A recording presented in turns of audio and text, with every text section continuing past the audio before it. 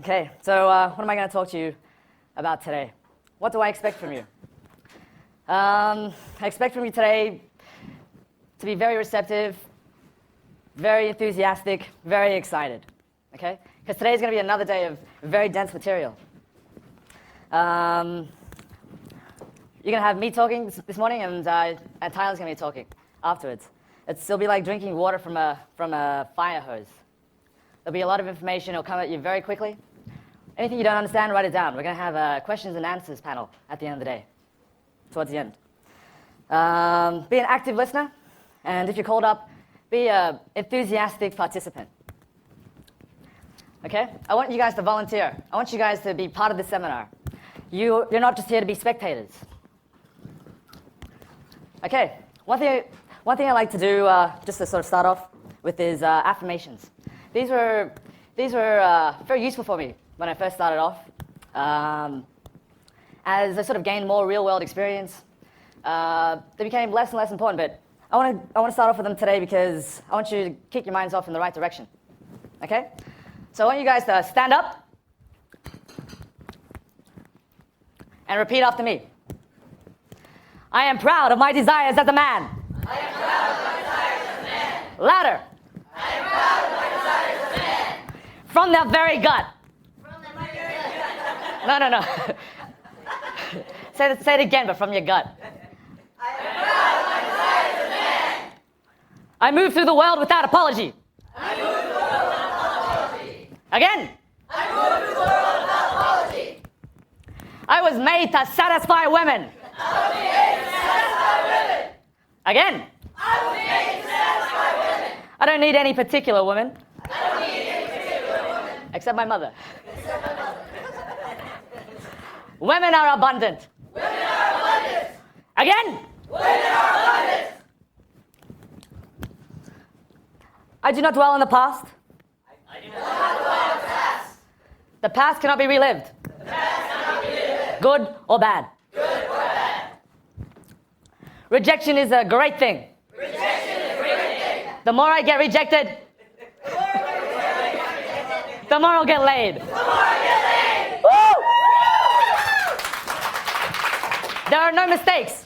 There are no mistakes. There are no failures. There are no failures. Only experience and growth. Only experience and growth. Every rejection is a brick in my palace. Every rejection is a brick in my palace. And finally, that's the next one. I can control how I interact with people. I can control how I interact with other people. The choice is mine. The choice is mine. Whose choice is it? Mine. Yeah. Okay, my story. This is a story of one PUA, one guy who's. I stand before you as a pickup artist. I stand before you as an RSD instructor, as a coach, and I stand before you as a up-and-coming porn producer. This has been a very, very amazing journey for me. This is something that I never thought I would have ever dreamed of becoming. If you were to know me 4 years ago, okay? I want to talk about my personal understandings and commonly held beliefs and interpretations of a lot of things that come up in the community, because very often there's such a influx of things that you have to do and things that you don't have to, you shouldn't do. I get boot camp students all the time telling me, I thought you had to be cocky funny. I thought you had to be, I thought you shouldn't buy a drink. I thought you should, I thought you should be mean to her, And there are all these things that people tell you, and if you don't have the real world experience, and if you don't have someone to guide you through it, then it can just end up being very, very confusing. I just want to give you my take on these things. I just want to give you my take on a lot of the understandings that have come up, and talk about the different stages you'll go through towards your path as a pickup artist. Okay, where was I 4 years ago? 4 years ago, I was the chodiest of the chodes. Growing up, my family, we didn't really have all that much money. I had 2 little sisters. My parents sort of came to Australia, with nothing in their hands, and sort of had to build everything from scratch. So I was always the kid that, I was always the kid that was different from everybody else. I went to a school where everybody else was Australian. I was probably like one of 3 Asian guys or Asian kids in the whole school. I was always a bit of an outsider.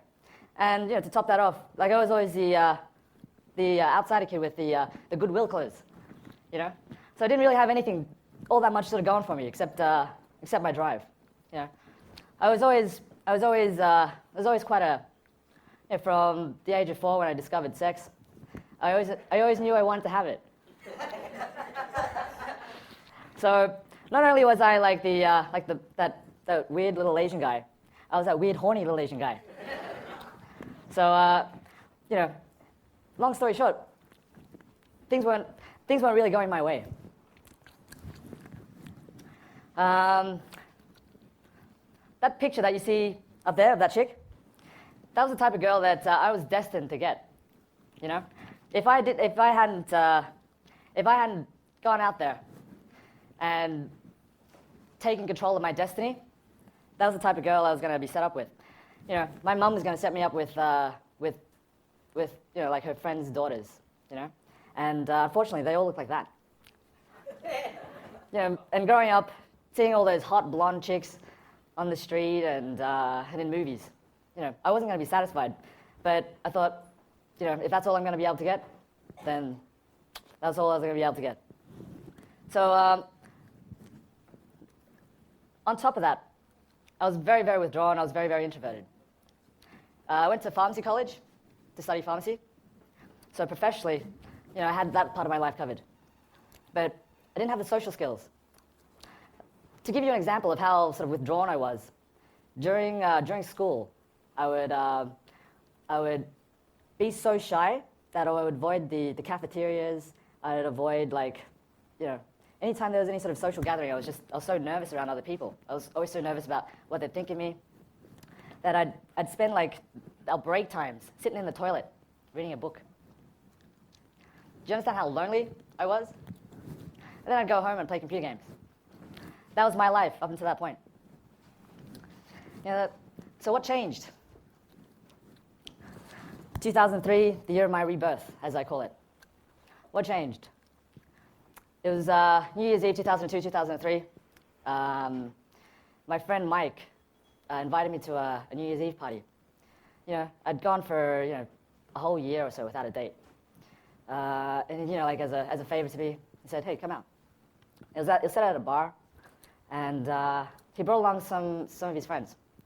There were three fitness models, and we all turn up, and these 3 fitness models are the hottest chicks in the bar. Everyone's staring at them. I thought, well, they're really hot, but I have no chance. So spend the night just drinking, chatting to my mates. Then all of a sudden, one of the hottest ones, she looks like Charlotte from Sex and the City. She comes and sits on my lap. And, I'm freaking out. I'm like, what the hell's going on? She's there, she's necking me. And I'm like, whoa, this is crazy. This is like all my dreams come true. And I'm trying to kiss her, and she's really drunk, so we're getting our faces wet.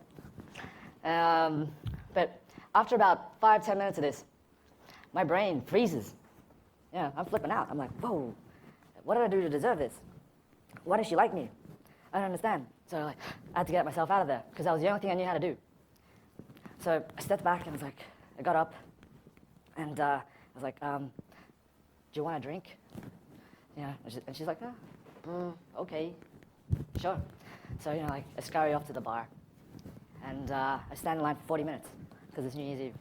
Stand in line for 40 minutes, thinking, analyzing, thinking, so what do I do next? What was that movie that I watched? Do I try and feel her up? How do I take her home? How do I sneak her past my parents? Do I have a condom? All these things, all gone through my head. Because to me, at that point, that's what I thought you needed. That's all I thought. That's what was going to happen. So I walk up to the bar, I get the drinks, and I got over the Cardi, and I got myself a beer. I walk back outside, thinking, yes, I'm going to get laid. And what do I see? I see Mike sitting next to her, and they're making out. I'm like, whoa. I don't understand. I thought she liked me. So like, this must be a mistake. So I walk up to her and it's like, I got your drink. And she's like, no, I don't want it. Mike's like, I'll take it. Long story short, he takes her home. He has sex with her. I spend New Year's Day, 4 a.m., just walking home, because you can't get taxis. Just walking home, feeling like absolute crap by myself. This was supposed to be New Year's. This was supposed to be like the most fun night in your entire calendar, And I didn't even get, I only got one snog. And I'm walking home alone. There must be something wrong with me. I'm thinking of Mike. Mike's like this, a chubby, sort of scruffy, bearded, not Asian, he's an Australian guy. The type of guy that you wouldn't think would be able to get these girls, but somehow he ended up with her. And I was like, I don't understand. There must be something wrong with me. There must be something missing. Have you guys ever felt that? Yeah? Have you ever done the walk of shame, so to speak?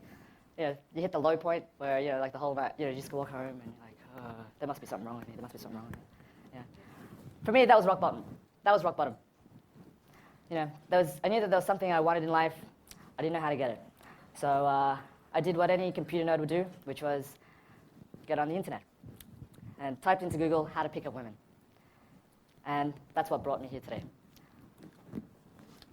2003 was the year of my rebirth, where I overhauled a lot of my self-doubts, gradually broke down a lot of the limiting beliefs, and I gained more experience. It was a very, very pivotal year for me. For me personally, the books that affected me the most were the ones that were related to evolutionary biology. For me personally, because it sort of stripped back a lot of bullshit sort of beliefs, and sort of stripped things back to the fundamentals. That it's all right to try and have sex with the most attractive women that you can find. It's normal. It's what we're made to do. I shouldn't have any sort of shame associated with it. So, it showed how contrived how contrived the social structures are. You've heard guys talk about the matrix or so, in relation to this. There's like a social matrix or so of things that are supposed to be acceptable. And how a lot of the things that we do, that we learn here, it's to strip a lot of that back and to show how, they're not necessary. The book that affected me the most was The Selfish Gene by Richard Dawkins. Any of you guys read that? It's a great book, great book. And most importantly, the people that I met. The people that I met were the ones that changed my life. Because even though I was reading a lot, the people that I met, the guys that I met to the community, they're the ones who sort of put experiences to concepts. They're the ones who explained things to me that I read and put them into gave me the real life examples. So where am I now? I'm in love. I'm at a stage in my game where, I've got a girl that I absolutely adore. She's a very self-confident, high self-esteem, wonderful girl, and a great cook. And she's 10 years my junior. The type of girl that I never would have gotten at any other stage in my life. In case you're wondering, I'm 28. And if that doesn't work out, I got options and choices. All those chicks that you're seeing up there, I've actually dated all of those. Dated a lot of those, all of those. A lot of guys go around taking pictures of girls that they see in clubs. But that's what I'm dealing with. Girls, girls, girls. So what was all this for? My point is, if I can do it, you can too. Do you guys believe that? Yes. Hell yeah? Yeah. Yeah. I look around the room here, and I see a lot of guys who are taking control of their lives. I've done hundreds and hundreds of boot camps. I've worked with thousands of students. I met thousands of guys in the community and guys who are good. So, drawing from my experience, drawing from what I've seen, I can tell you that every single guy in this room has the potential to be the best